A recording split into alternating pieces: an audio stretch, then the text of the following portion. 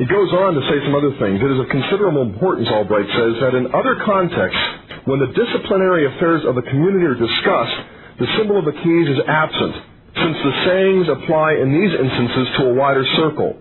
The role of Peter as steward of the kingdom is further explained as being the exercise of administrative authority, as was the case of the Old Testament chamberlain who held the keys. Now what he means there is that nowhere else, when other apostles are exercising church authority, are the keys ever mentioned. In Matthew 18, the apostles get the power to bind and loose, but with absolutely no mention of the keys. That fits perfectly into this model. Because in the king's cabinet, all the ministers can bind and loose. But the prime minister who holds the keys can bind what they've loosed or loose what they've bound. He has, in a sense, the final say. He has in himself the authority of the court of final appeal. And even Protestants can see this. In fact, I found this quotation in Martin Luther. From 1530, years after he left the church, "Why are you staring heavenward in search of my keys? Do you not understand," Jesus said, "I gave them to Peter. They're indeed the keys of heaven, but they're not found in heaven.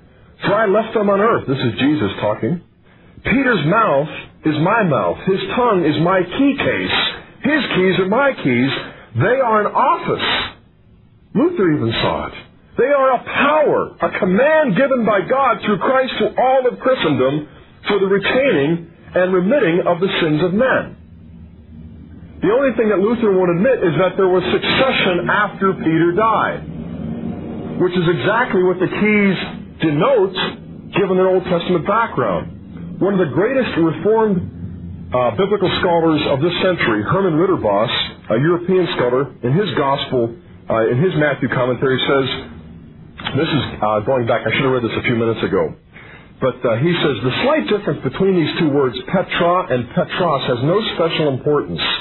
The most likely explanation for the change from Petros, Peter, masculine, to Petra is that Petra was the normal word for rock, because the feminine ending of this noun made it unsuitable as a man's name. However, Simon was not called Petra, but Petros. There is no good reason to think that Jesus switched from Petros to Petra to show that he was not speaking of the man Peter, but of his confession as the foundation of the church. The words 'on this rock,' Petra, indeed refer to Peter.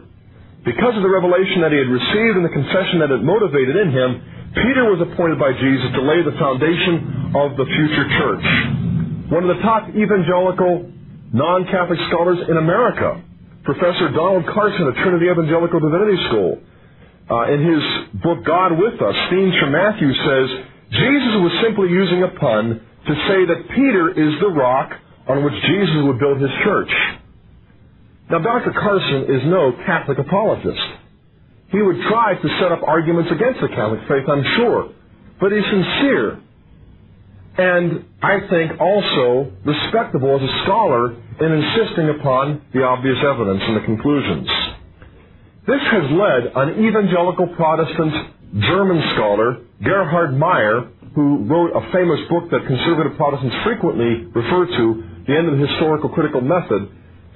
In his article, The Church in the Gospel of Matthew, Gerhard Meyer says on pages 58 through 60, "Nowadays, a broad consensus has emerged which, in accordance with the words of the text, applies the promise to Peter as a person." This is a Protestant speaking now.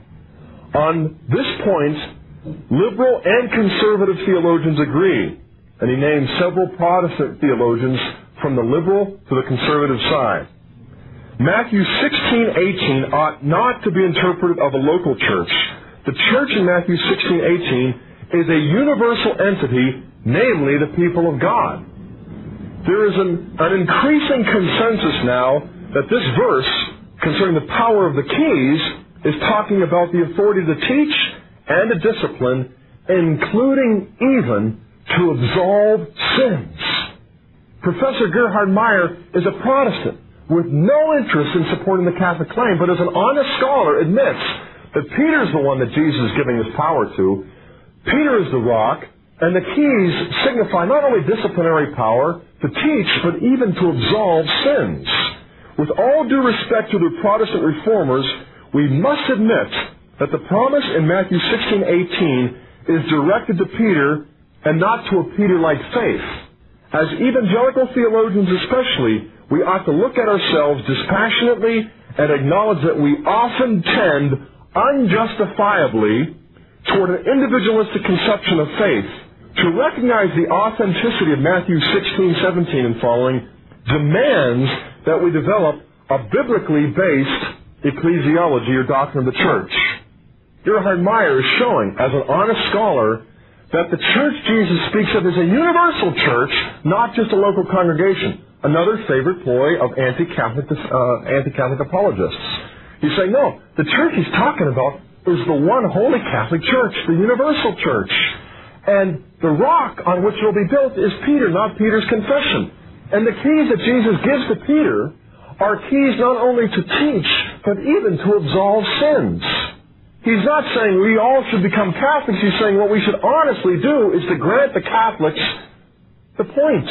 Because if we're honest in interpreting the Bible, we have to admit these conclusions.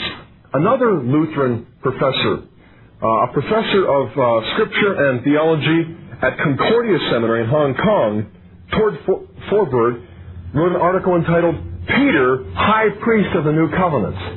Now, Forberg insists that Jesus is the ultimate high priest in the New Testament, but he says, quote, Peter is presented as some kind of successor to the high priest in tradition used by the final redactor of Matthew 16:13 through 19. Peter stands out as a kind of chief rabbi who binds and looses in the sense of declaring something to be forbidden or permitted. Peter is looked upon as a counterpart to the high priest. He is the highest representative for the people of God. This is Protestant testimony. And elsewhere I found in the Interpreter's Bible, quote, the keys of the kingdom would be committed to the chief steward in the royal household, and with them goes plenary authority, unlimited power, total. Post-apostolic Christianity is now beginning to ascribe to the apostles the prerogatives of Jesus. In other words, the person who wrote this section in the Interpreter's Bible is saying, I don't think personally that Jesus ever said these words. How could Jesus give to the apostles prerogatives that are his own? Well, the church has always held that Jesus said this. And what Jesus is giving is his own grace, his own power, and his own authority to his apostles. Now, Bultmann, one of the most notorious and well-known Protestant biblical scholars of the century, argues that it is impossible to regard Matthew 16 as an authentic saying of Jesus. He said, quote, how could he have envisioned the future development of an organized congregation of followers and appointed for them Peter as possessor of the power to teach and to discipline?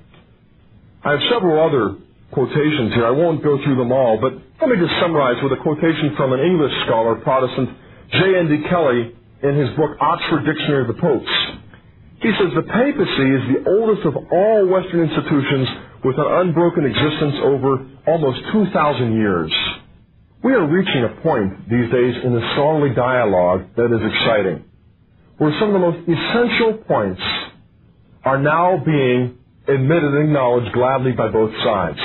But I must say, as I listen to tapes that are made of debates that are held across the country through the last few years, there are still many Protestants, or I should say non-Catholics out there, who are so vehemently opposed to the Catholic Church, they will still go back to the overreactions of the Protestants, the anti-Catholic misinterpretations, and use them. A good friend of mine was in a recent debate with a Protestant minister who was using them right and left.